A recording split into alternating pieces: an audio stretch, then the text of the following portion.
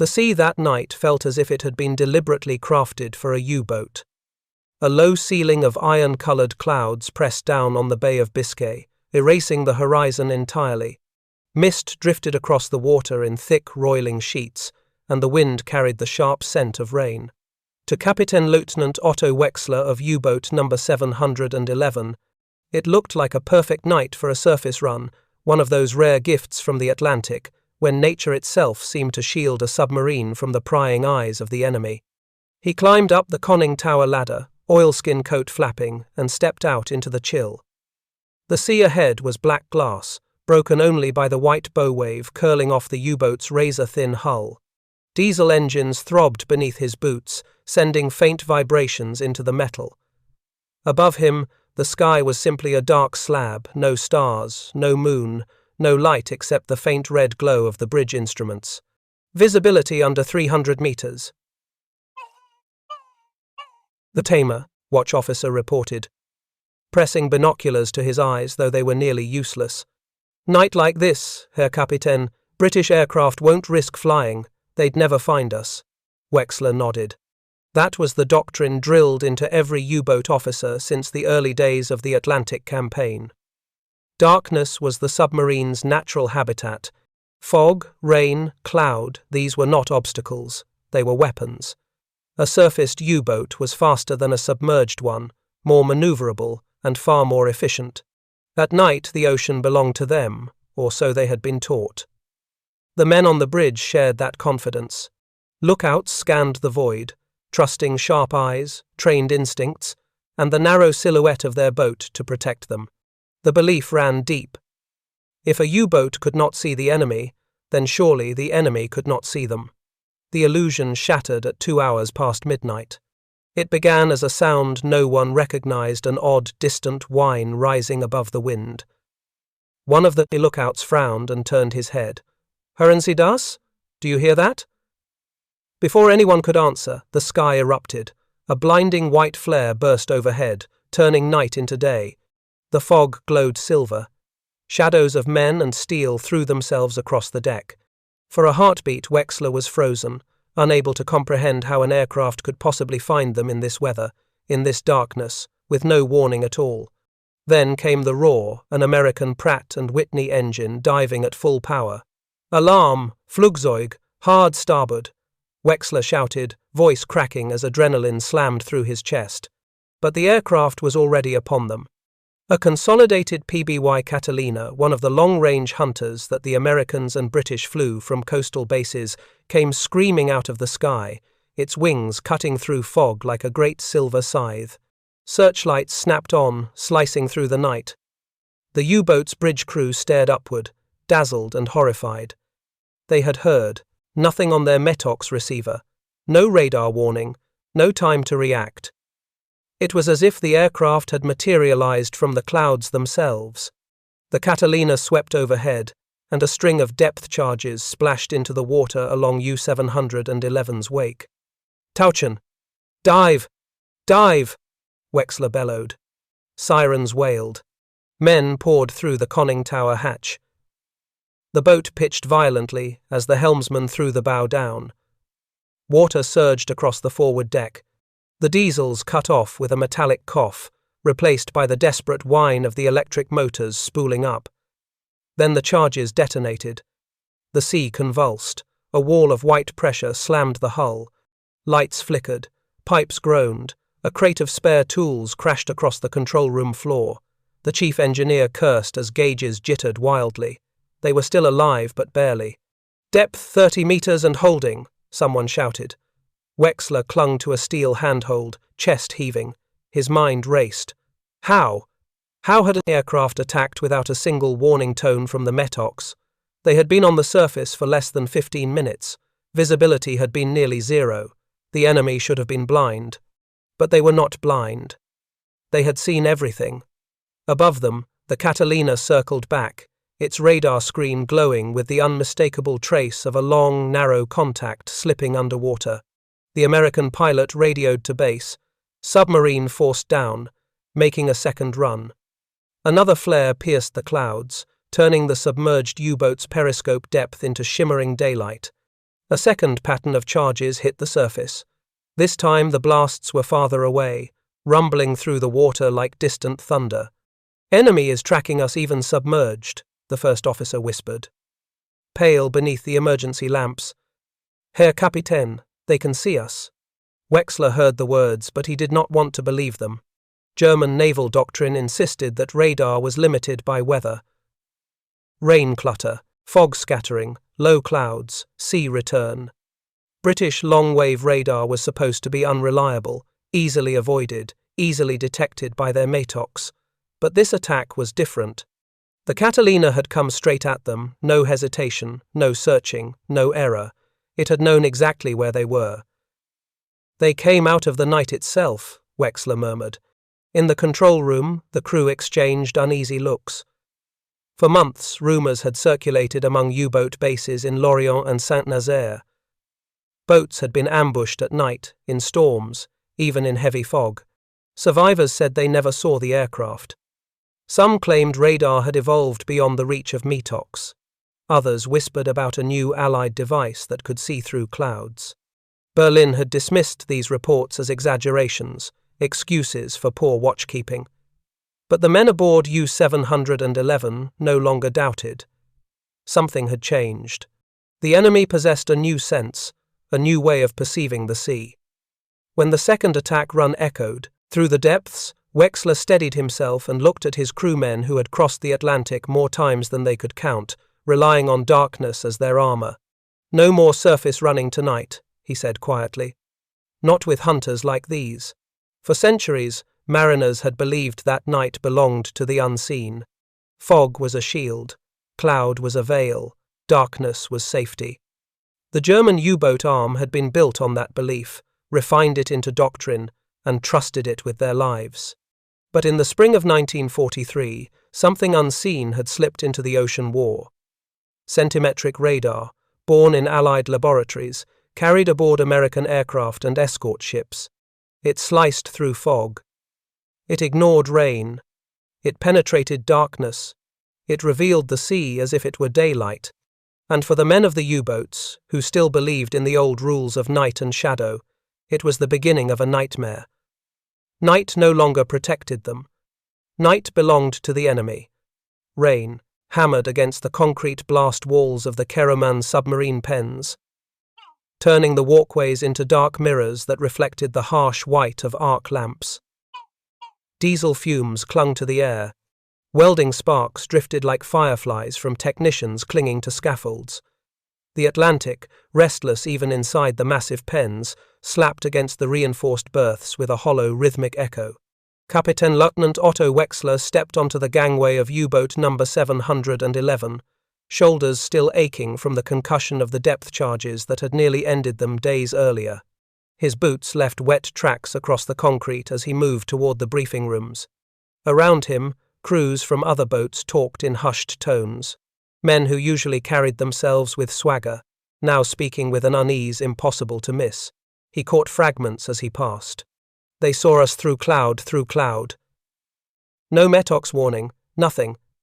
Boat number 601 was attacked, in heavy rain, at night. It was American. I heard it on the radio, an aircraft from Iceland using new radar. Wexler paused. These were not wild rumors whispered by green crews. These were seasoned sailors' boats with dozens of patrols behind them, now standing beneath dripping pipes and staring at the floor as if the ocean itself had turned against them. Inside the operations office, Kapitän Zur C. Krüger, the base flotilla commander, stood over a map peppered with small red flags. Each represented a U-boat lost in the last 30 days. There were far more than before.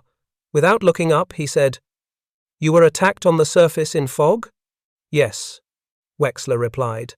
"Visibility less than 300 meters. And your Metox receiver?" "Silent." Krüger's jaw tightened. Behind him, a communications officer sorted through decoded B-Dienst intercepts. Some were British Coastal Command transmissions. Others came from American bases in Newfoundland and Northern Ireland. Several mentioned patrol aircraft equipped with something labeled ASV Mark III. None of the German officers knew what that meant. Krüger finally turned. His face, usually severe, now showed something bordering on fear. Herr Wexler, this is the 12th such report this month. Wexler felt cold despite the heat of the generator room beneath them. 12 boats? He asked quietly. Kruger nodded. Attacked in darkness, attacked in rain, attacked in fog, attacked with no Metox warning. Some never saw the aircraft at all. The older captain rubbed his temples, then opened a small file stamped GEHIM. Inside were after-action reports from survivors of sunk boats. Wexler skimmed them. Aircraft came straight toward us, seemed to see through cloud. Metox, useless. New radar, invisible. Enemy attacked from correct bearing without search pattern. He looked up. Herr Kapitän, is this possible? Kruger exhaled slowly. London's. Scientists have been working on centimetric radar since before the war. We suspected progress. But this. He gestured helplessly toward the pages. This is a revolution. Wexler understood the weight of that word. U-boat tactics, surfacing at night, crossing Allied air corridors under darkness, using low cloud for concealment were not traditions. They were foundations. They had enabled the Wolfpack triumphs of 1941 and 1942.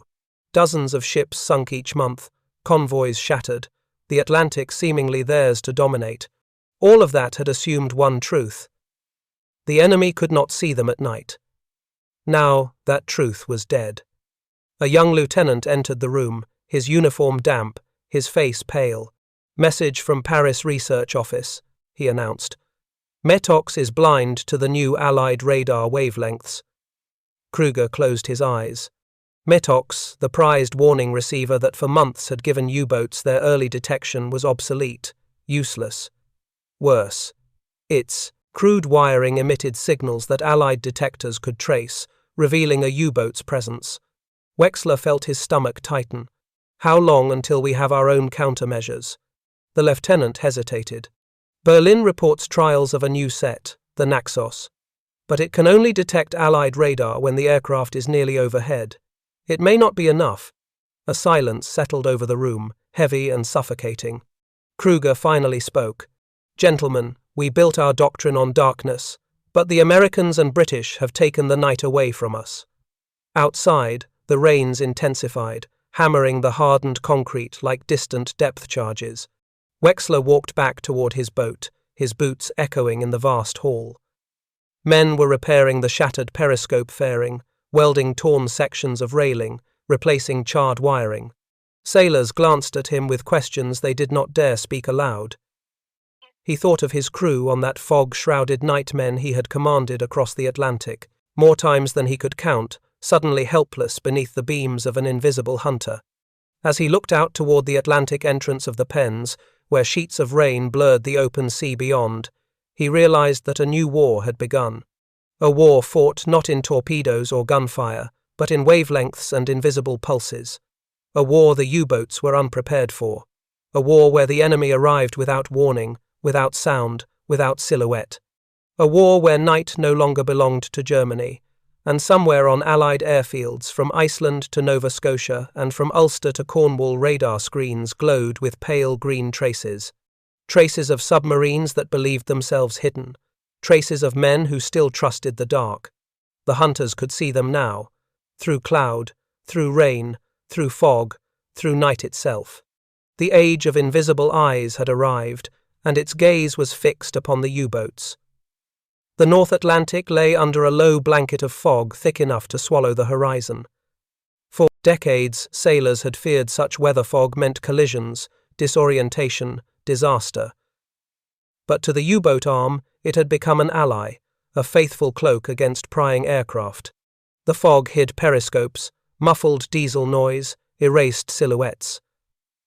No enemy could track them through this. Or so they believed.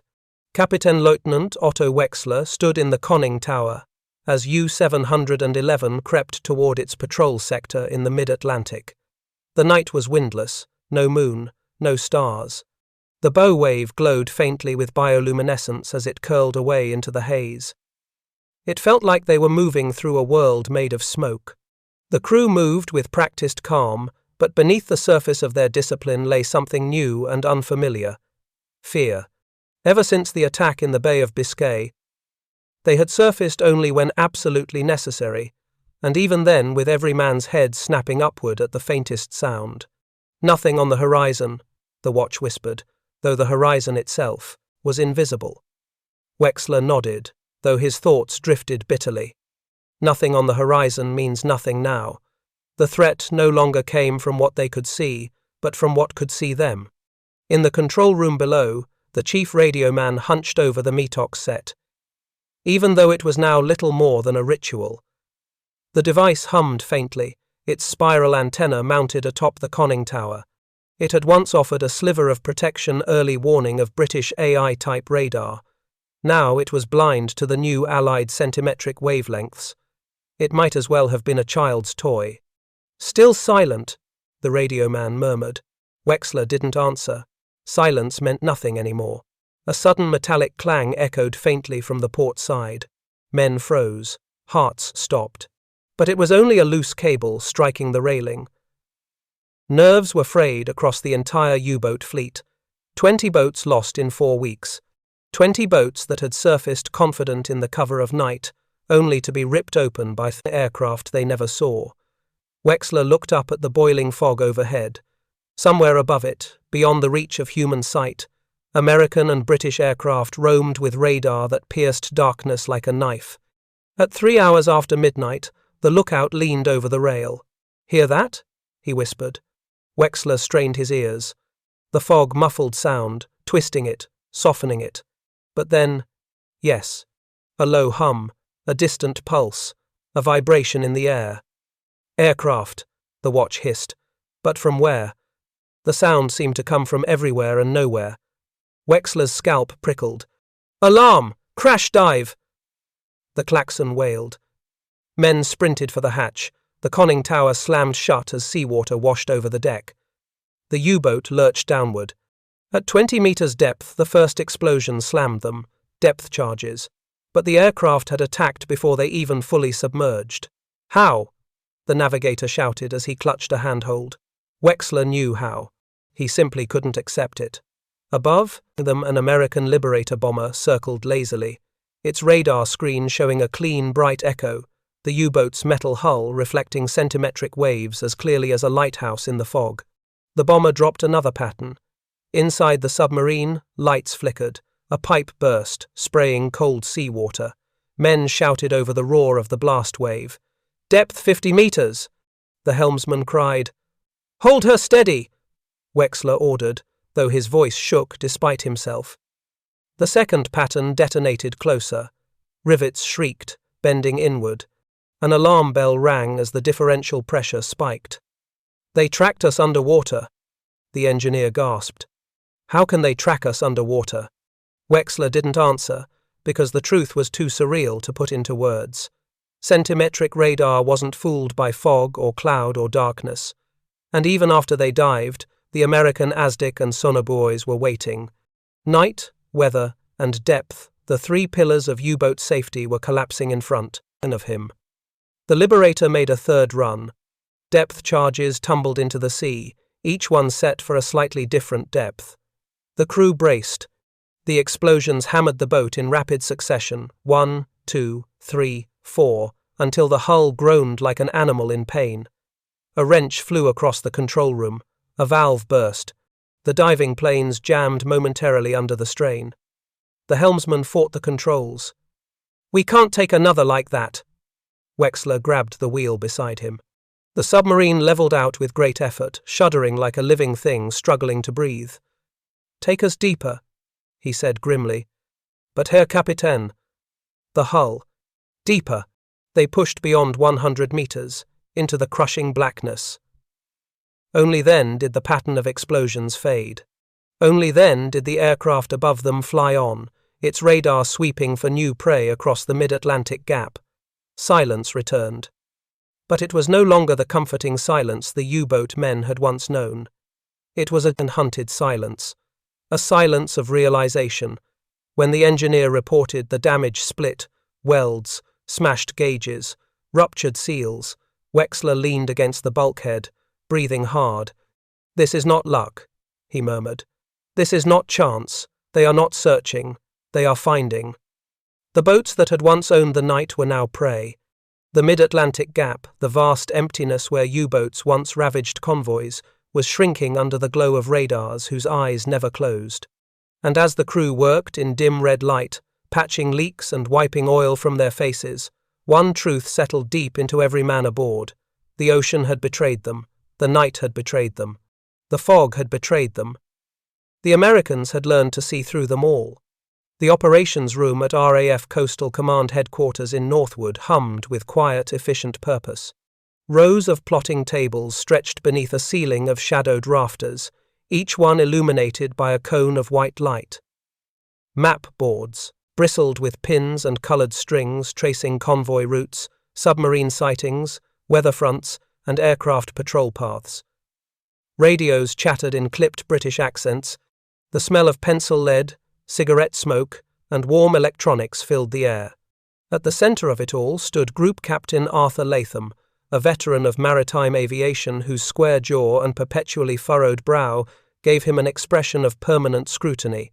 In front of him, a technician placed a new photo reconnaissance print on the table. "This was taken at 0800 hours today, sir," the technician said. "American Liberator of Squadron number 220. Target was U-boat surfacing for repairs roughly 200 nautical miles west of Ireland."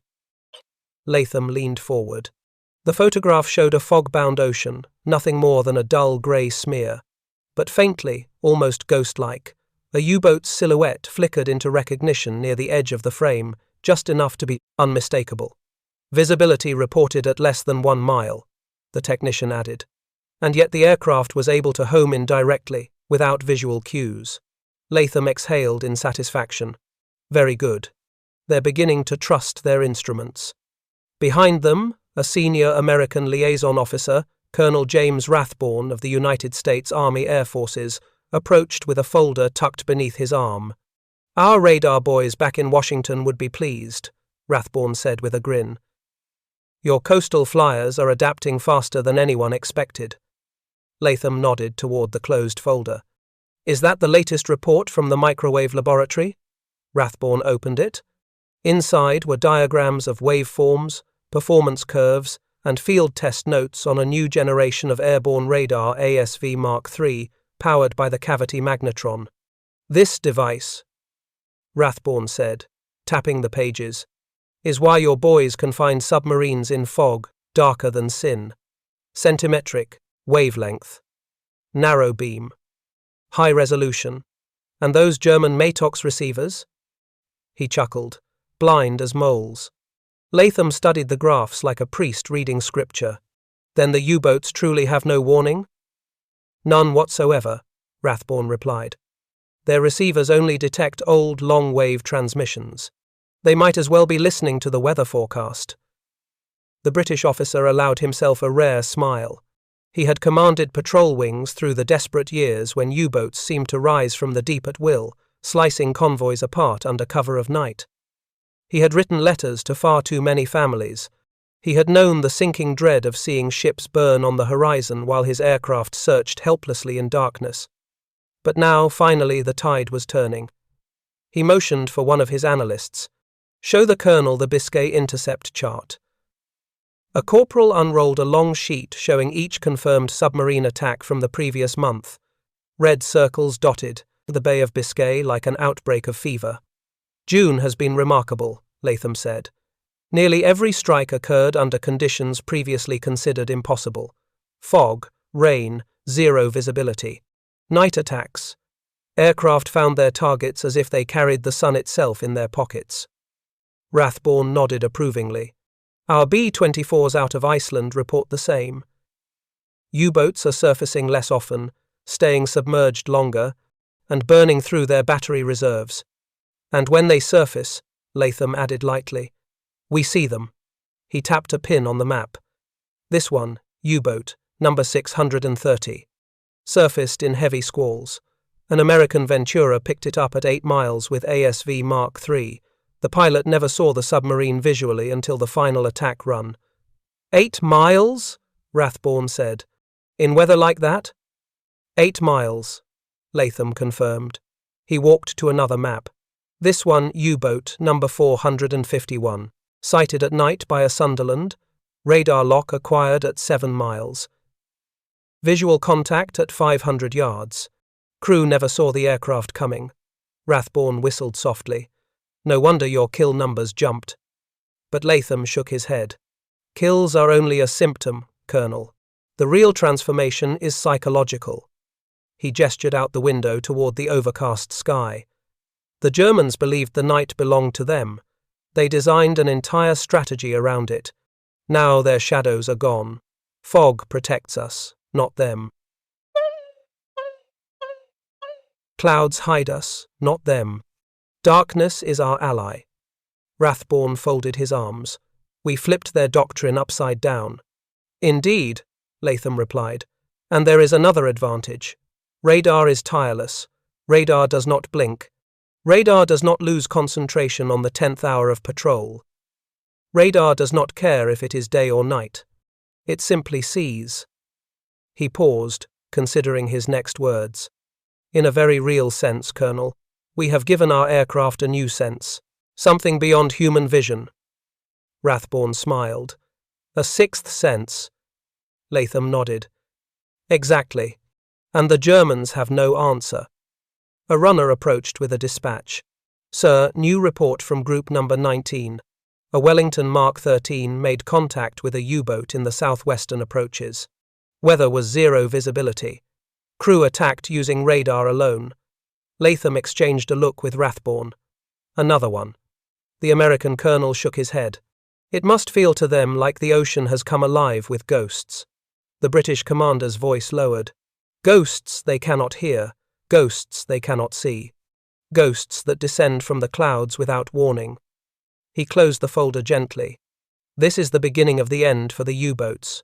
Not because their captains lost skill. Not because their boats lost strength. But because the world changed. Technology changed. Night changed. He looked at the glowing radar screens across the room, each one sweeping its electronic gaze over the ocean. And the hunters have learned to see in the dark. Dawn in the Bay of Biscay had once been a moment of relief for U-boat crews, a sign that the long, suffocating night watches were ending. Men would stretch stiff limbs, light cigarettes, and let the rising sun steady their nerves. Morning meant visibility. Morning meant warning. Morning meant safety. But in the summer of 1943, dawn no longer promised safety. It promised exposure. Kapitänleutnant Otto Wexler stood on the bridge of U-boat 711, salt spray clinging to his coat as a pale, cold sun struggled through low clouds. The sea was calm, deceptively so, but every man on deck kept glancing upward with a strange mixture of dread and resentment, as if expecting the sky itself to betray them. Since their near destruction in the mid-Atlantic, every surface run had become a ritual of fear. The watch officer lifted his binoculars.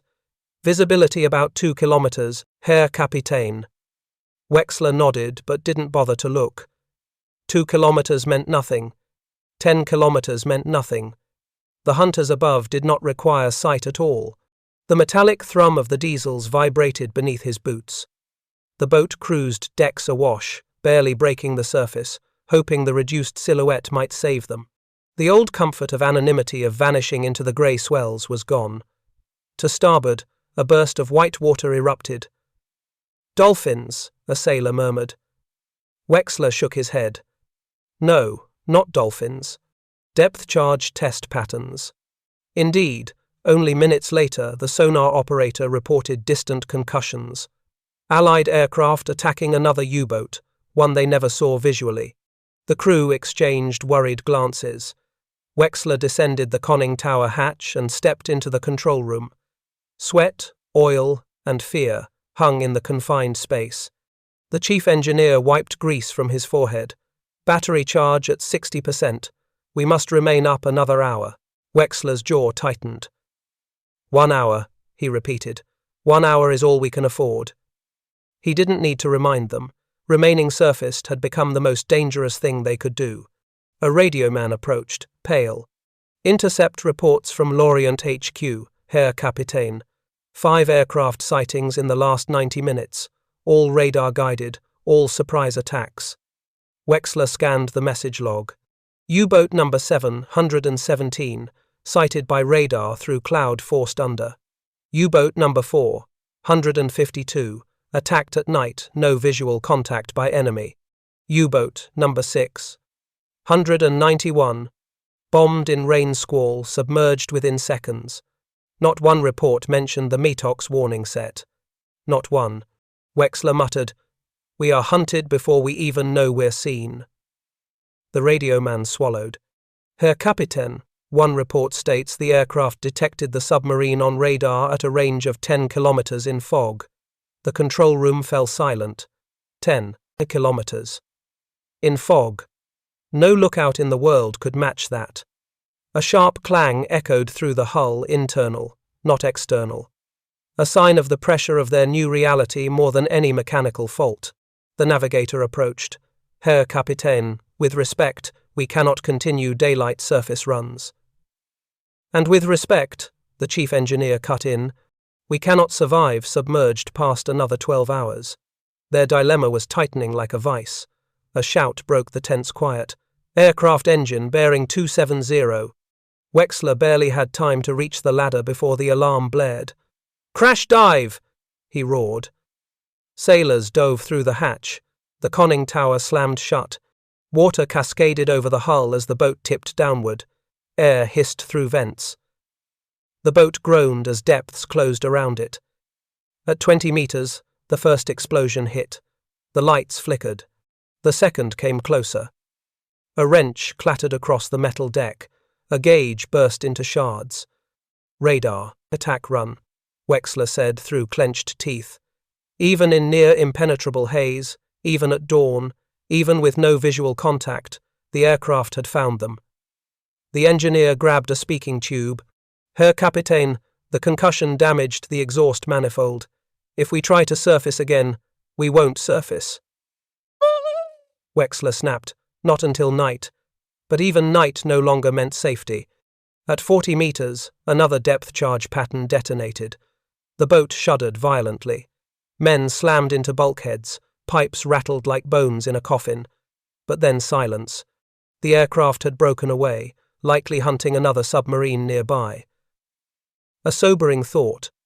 Allied radar was so effective they could leapfrog targets, engaging one U-boat after another without losing track. Wexler steadied himself against the chart table as the boat settled at 90 meters. He didn't speak for several seconds. Finally, he said quietly, "This is no longer warfare. This is extermination." The chief engineer nodded grimly. "Herr Kapitän, if they can find us in fog, in rain, at night, what chance do we have?" Wexler stared at the depth gauge. "We have no chance," he said. "Not unless we change everything." But they all knew change was coming too late. New technology, Naxos receivers, snorkels, acoustic torpedoes was trickling into the fleet, but it could not counter what the Americans and British had unleashed. Radar that turned the ocean transparent. Hours later, as the sun climbed higher, U-boat 711 drifted silently beneath the waves, batteries dwindling, air fouling. Men staring at steel walls as if hoping they might turn invisible. Above them, a Liberator circled lazily, its radar sweeping the sea again and again, searching for the faint echo of steel. The U-boat crew prayed the screen would remain blank. They prayed for a blindness that no longer existed in the North Atlantic, because the truth had become impossible to deny. The sky could see them now. The sea could not hide them. The night no longer belonged to Germany. The fog rolling across the airfield at RAF Street. Eval came in slow, heavy waves, swallowing hangars, dispersal huts, and even the long runways in a shroud as thick as wool. To the ground crews, it was miserable weather, cold, damp, and blinding. But to the aircrews of Coastal Command, especially the seasoned pilots of No. 220 Squadron, this fog was a promise. Because the fog that shielded enemy submarines from human eyes meant nothing to radar. Flight Lieutenant Michael Hartwell strode across the tarmac toward his waiting Liberator. its massive engines glistening with morning dew. Hartwell, a veteran of nearly 50 anti-submarine sorties, had once flown by sight alone, tracking wakes, silhouettes, and flashes of periscope reflections. Now he trusted something far more powerful, the green glow of an ASV Mark III radar screen. His navigator, Sergeant Alan Pierce, jogged alongside him carrying a canvas bag filled with charts. "Visibility less than 500 yards, sir. The tower can barely see the far runway." Hartwell grinned. "Perfect hunting weather." Pierce returned a thin smile. They both knew what that meant. Somewhere out in the Bay of Biscay, a U-boat commander would look upon this same fog as salvation, as cover, as a shield. But that shield had shattered months ago. One of the ground crew saluted as they approached. "Aircraft fueled, radar warmed, and lee light in perfect order, sir."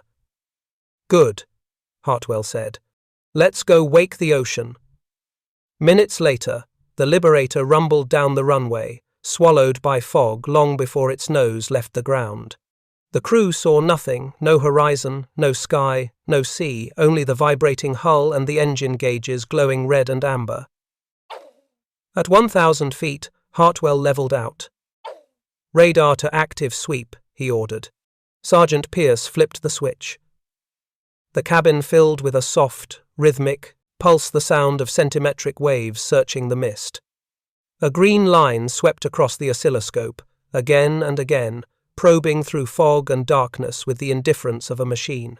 12 miles away, beneath low, churning clouds, U-boat number 439 was cruising decks awash, her crew comforted by the concealment of the weather. Kapitänleutnant Ernst Kruger had survived since 1941, an eternity in the U-boat service, and he trusted his instincts more than any new doctrine whispered out of keel. "Visibility is our ally," he muttered. "No aircraft will fly in this." But aircraft were flying in it, and they were hunting him. Back in the Liberator, the radar operator leaned forward. "Contact. Bearing 080. Range 8 miles. Strong return. Definitely metallic. Could be a surface vessel." Hartwell didn't hesitate. "Plot an intercept. Descend to 500 feet. Keep radar locked." The aircraft dipped into a darker layer of fog. The horizon vanished completely. Their world became instrument dials, altimeters, and the heartbeat of the radar. At 6 miles, Pierce's voice cut through the intercom. "Return strengthening. Size consistent with submarine on surface." Hartwell smiled grimly. They never learn. But he knew better. The U-boat crews were learning painfully. They were simply outmatched by a technology so new it felt like sorcery. Radar had turned the sky into an all-seeing predator. At 4 miles, the radar blip sharpened a narrow, bright spike on the screen. "Prepare the lee light," Hartwell ordered. A hush settled over the crew. The lee light, named for its inventor, squadron leader Humphrey de Verde Lee, was a 1.5 million candela searchlight slung beneath the aircraft. When activated from close range, it transformed night into day. Dozens of U-boats had been caught mid-surface by that sudden, merciless burst of white light. "Range 1.5 miles, Pierce warned. "Target still unaware." Hartwell banked gently, trusting the instruments. Below, U-boat 439 ploughed forward, her lookouts blind beyond 100 meters. Kruger sniffed the air. "Barometer falling," he said. "Storm approaching." He turned to the junior officer. "Tell the watch to keep ears open. Sound travels far in this weather." The officer nodded and climbed to the bridge. He listened. All he heard was fog and ocean. Then faintly something else. A low, distant hum. The hum grew. "Aircraft!" he shouted. Kruger's blood froze. "Crash dive!" But Hartwell was already descending directly toward the radar contact. "Visual in 3 seconds, Pierce said calmly. Hartwell's thumb hovered over the switch. 2 seconds. The radar blip swelled. 1. The fog parted. A grey shape emerged, slender, unmistakable. Hartwell flicked the switch. The lee light erupted, flooding the ocean with a blinding cone of white brilliance. The U-boat crew screamed. Kruger shielded his eyes. The underbelly of the Liberator flashed overhead, massive and roaring, the bomb bay doors open. "Release!" Hartwell shouted. Depth charges tumbled downward, spinning. Impact! A thunderclap rolled across the water. Then another. The sea erupted. On the U-boat, a blast hurled sailors across the deck. Water poured through ruptures along the forward casing. Kruger was thrown into the railing, blood gushing from his temple. "Flooding in the forward compartment," a voice cried through the chaos. "Dive systems failing." The submarine lurched sideways. In the Liberator, the radar operator watched his scope. Target stationary, fading. Fading. Hartwell exhaled slowly. "Mark the position." Below, U-boat 439 slipped beneath the waves, swallowed by the ocean that had once been its sanctuary. But not anymore, because in 1943, the sanctuary was gone. Night was gone. Fog was gone. The sky hunted now relentless, tireless, and guided by invisible eyes that pierced the darkness of the Atlantic. Rain hammered the concrete roofs of the Lorient submarine pens with a violence that echoed through the cavernous docks like distant artillery fire. The massive bunkers blockhouse, monolithic fortresses of steel-reinforced concrete several meters thick, had once symbolized the invincibility of the U-boat arm. Inside, shadows shifted among cranes, torpedo carts, and welding sparks that crackled like fireflies swallowed by darkness. But to anyone who had been at sea recently, those thick walls felt less like protection and more like a reminder of a shrinking world. Kapitän Matthias Renner stepped off the gangplank of U-boat 628, boots splashing into puddles as he entered pen number 3. His boat, scarred, rust-streaked, patched with welded plates, looked older than its 3 years.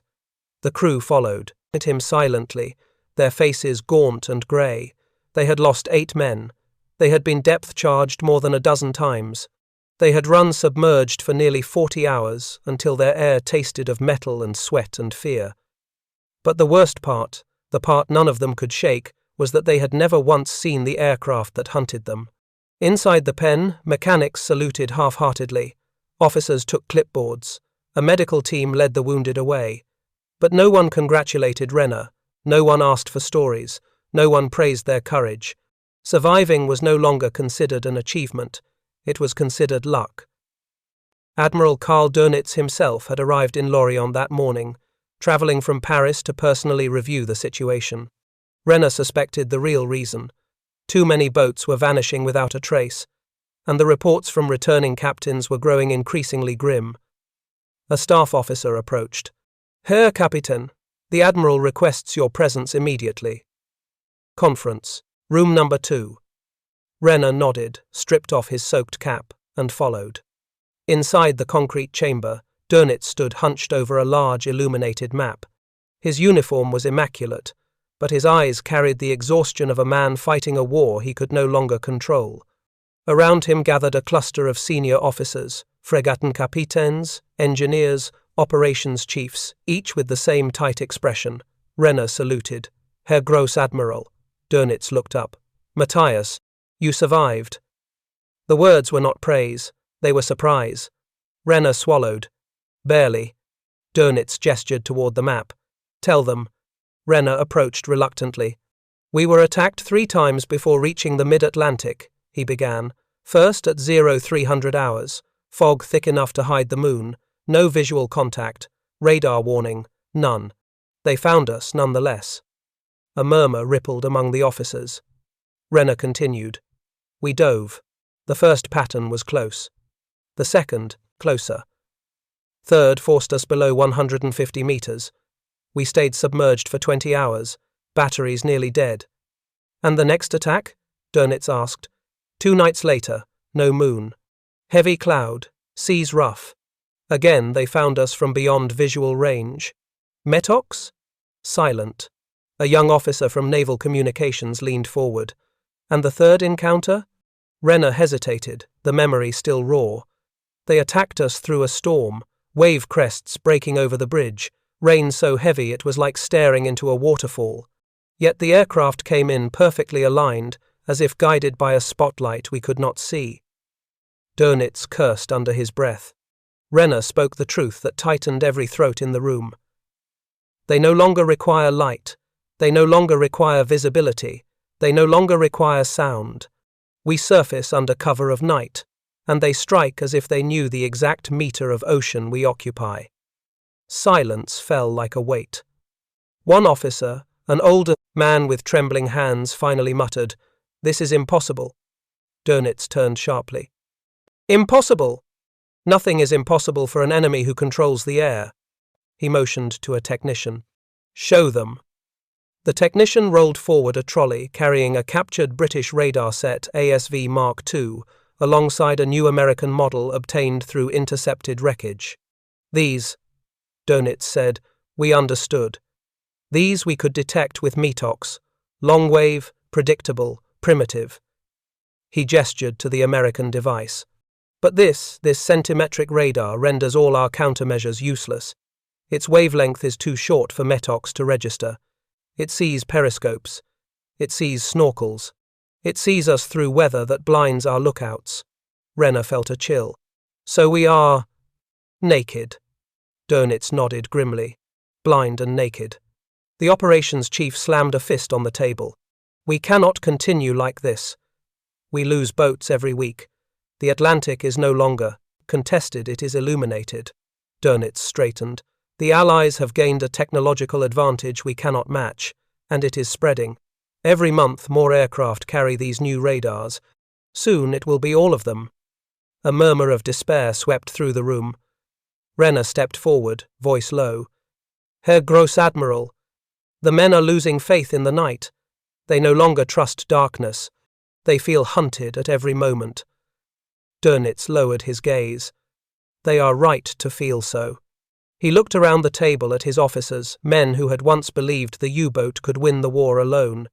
"This is the harsh reality," Dönitz said. "We are no longer predators, we are prey." He placed both hands flat on the table. "The era of the night surface attack is over. Abandon the doctrine. Prepare the fleet for submerged warfare. Prepare for new tactics. Prepare for survival, not conquest." Renner felt the words settle like stones in the room.